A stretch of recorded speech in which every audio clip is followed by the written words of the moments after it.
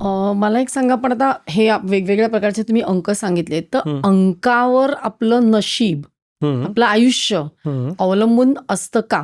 म्हणजे बऱ्याचदा तुम्ही सांगितलं त्याप्रमाणे फक्त जन्माची तारीख किंवा पूर्ण वर्ष सुद्धा तुम्ही त्याप्रमाणे कॅल्क्युलेट करता. हं. तर बाकीच्या अंकांचं काय?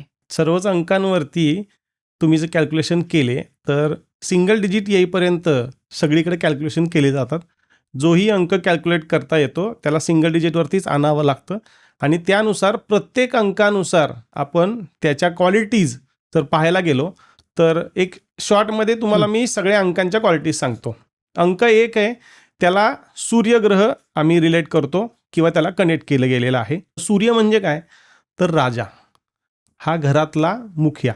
त्याच पद्धतीने ती व्यक्ती समाजात घरातही वागत असते की त्यांना थोडासा इगो असतो, थोडंसं टाईम पंक्च्युअलिटी आवडते, वेळेवरच झालेलं पाहिजे किंवा त्यांना इतरांनी त्यांचं ऐकलंच पाहिजे हे थोडंसं असतं.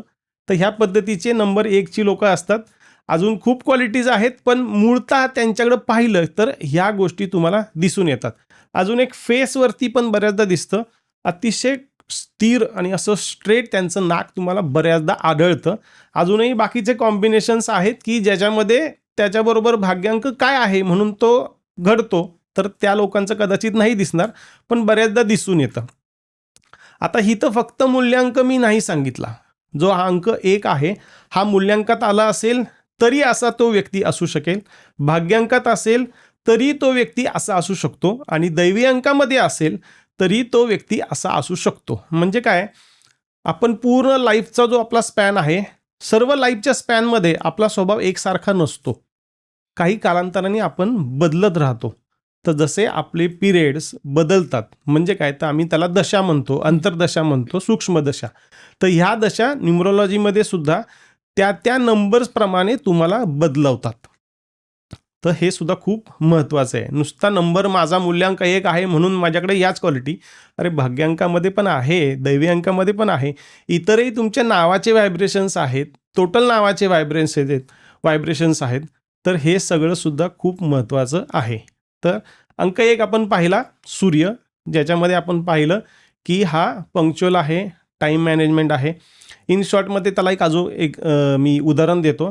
तुम्ही जर पंचांगामध्ये सूर्योदय जर पाहिला, पुढच्या 1 वर्षानंतरचा जरी पाहिला आणि त्या दिवशी पंचांगात लिहिलेली वेळ आणि 1 वर्षानंतर एक्झॅक्ट सूर्य येण्याची वेळ, तर ही सेम आहे.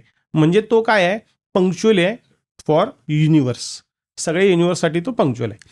आता अंक 2 हा चंद्राचा. तर ही लोक खूप इमोशनल असतात. त्यांना म्हणजे काही बोलायला कमी की ते रडायला लागतात किंवा आपण म्हणू की चंचलता खूप असते यांच्यामध्ये. हे कोणतंही काम करता करता ते विसरून जातात आणि दुसऱ्याच कामाला लागतात. त्यांना इंट्युशन्स असतात, जसे की आपण म्हणतो चंद्र शीतल आहे म्हणून त्यांच्याकडे इंट्युशन्स आहेत, पण हे दुसऱ्यांसाठी आहेत, स्वतःसाठी त्यांना त्याचा जास्ती वापर होत नाही. पण जेव्हा आपण 2 म्हणतो मग त्याच्यामध्ये 20 तारीख, 11 तारीख ह्या पण येतात. या पण येतात. तर त्यांच्यासाठी हाच 2 सेम आहे. आता इथे मी 20 तारीख, 29 तारीख, 11 तारीख का नाही बोललो, कारण तिथं मग फक्त मूल्यांक रिलेट होईल. मी जसं सुरुवातीला सांगितलं की जर तुमच्या 2 हा अंक मूल्यांकात आहे तरी ही क्वालिटी तुमच्याकडे आहे, भाग्यांकात आहे तरी ही क्वालिटी तुमच्याकडे आहे आणि दैवी अंकात आहे तरी ही क्वालिटी तुमच्याकडे असणार.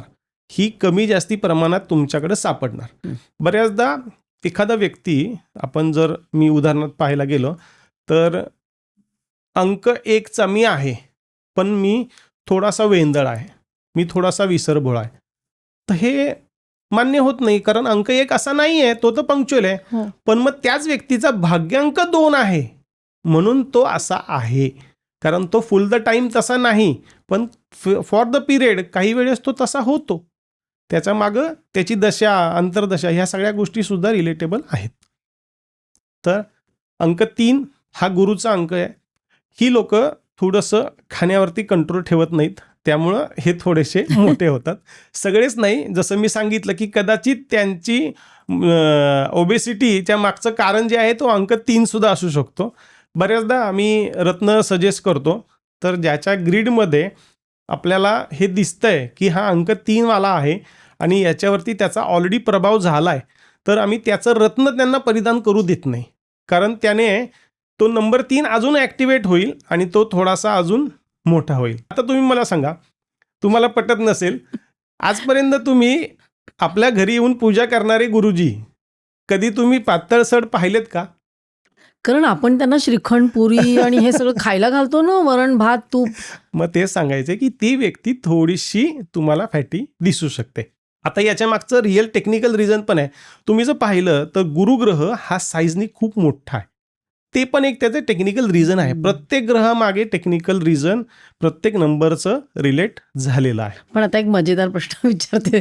3 नंबरचा तुम्ही म्हणतात जरा जाड असतात हो. आणि त्यांनी तो खडा घालायचा आणि मग नाही घालायचा. नाही घालायचा. हां, मी तुम्हाला ते सांगितलं की आम्ही सर्वांनाच ते रेकमेंड करत नाही. ज्याच्याकडे ती पॉसिबिलिटी दिसते त्याला आम्ही सांगतो की याचं उपरत्न परिधान कर, अच्छा. तो डायरेक्ट रत्न परिधान करू नको. उपरत्न म्हणजे उपरत्नच पण असतात, अपोजिट त्याचं. अपोजिट नाही, मग त्याच्यापेक्षा कमी थोडासा पॉवरचा.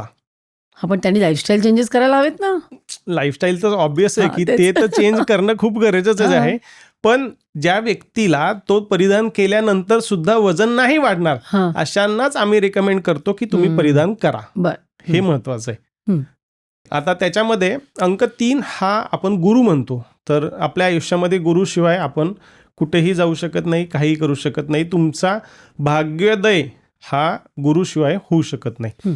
आता याच्यामध्ये या गुरुकडे ज्ञान खूप आहे, या गुरुकडे इंट्युशन्स खूप आहेत. म्हणजे अंक 3ला सर्वांनी रिलेट करावं की हा अशा पद्धतीचा आहे. याच्याकडे इमॅजिनेशन खूप छान आहे, यांच्याकडे एक्सप्लेन करण्याची कॅपॅसिटी खूप छान आहे, हं. पटवून देण्याची कॅपॅसिटी खूप छान आहे. आता आपण थोडक्यात म्हणू की आपले शिक्षक, आपल्या वेळेस ज्या पद्धतीचे आपल्याला शिक्षक लाभले, आयदर तुम्ही तर खूप माझ्यापेक्षा मोठे आहेत, पण तुम्हाला मला ज्या पद्धतीचे शिक्षक लाभले ते शिक्षक जे आहेत हे अगदी हाडामासाचे शिक्षक होते आणि आपल्याला ती गोष्ट जोपर्यंत कळत नाही तोपर्यंत एक्सप्लेन करत होते. तसेच हे अंक 3 वाली लोक असतात, ज्यांच्या मूल्यांक किंवा भाग्यांक किंवा दैवी अंकामध्ये हा अंक 3 आहे. या लोकांकडे ही क्वालिटी असते. आता त्याचबरोबर आपण बघू अंक 4. अंक 4 हा राहूचा आहे. राहू केतूची स्टोरी तुम्हाला साधारण माहिती असेल की वरचं डोकं जे आहे हा राहू आहे. तर राहू हा कुरापती आहे, पण जर पाहायला गेलं तर त्याच्याकडे नॉलेज खूप आहे. कारण hard drive, hard disk, processor सगळा इथे त्याच्याकडे आलेला आहे. तर मग त्याच्याकडे नवीन नवीन आयडियाज खूप असतात. त्या इम्प्लिमेंट होतात की नाही होतात हा नंतरचा भाग आहे. कारण त्याच्याकडे इम्प्लिमेंट करायला केतू जर असेल तर मग ते इमिजिएटली एक्झिक्यूट होतं, अदरवाईज ते आयडिया म्हणून आयडियाच राहतात. तर हे बऱ्याच जणांच्या बाबतीत घडत असेल. यांच्या बाबतीत अजून एक गोष्ट सांगायचं झालं तर यांच्याकडं छुपे दुश्मन खूप असतात. कारण हा ग्रहच छायाग्रह आहे, हा डायरेक्टली कोणाला दिसत नाही. दिसतो का आज प्लॅनेटरीमध्ये तुम्हाला तो डायरेक्टली दिसणारा आहे का? नाही आहे, कारण तो छायारूपामध्ये आहे. तर यांच्या आयुष्यामध्ये असे छुपे शत्रू खूप सापडतात.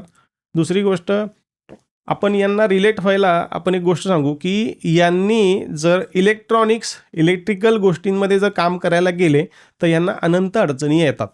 म्हणजे काय, थोडक्यात एखाद्याच्या ग्रीडमधला 4 नंबर जर डिस्टर्ब असेल, त्याची दशा चालू असेल, तर तो कोणतीही गोष्ट करायला गेला की त्याच्यामध्ये काही ना काही अडचणी येतात. हे 4 नंबरवाल्यांच्या बाबतीत कायम घडतं. आता अजून एक महत्त्वाचं काय, 4 नंबरवाले ॲग्रेसिव्ह असतात. सेम आम्ही त्याला न्यूमरॉलॉजीमध्ये स्मॉल सन असं म्हणतो, म्हणजे छोटा सूर्य. मग त्याच पद्धतीचं यांचं तेज असतं. यांनी ऑकल्ट सायन्समध्ये काम करावं, न्यूमरॉलॉजी, ॲस्ट्रॉलॉजी, वास्तू या पद्धतीमध्ये काम करावं, ज्याच्यामध्ये त्यांच्याकडं बुद्धिमत्ता उत्तम असल्यामुळे नवनवीन आयडियाज, नवनवीन रेमेडीज ते खूप उत्तम शोधून काढतात.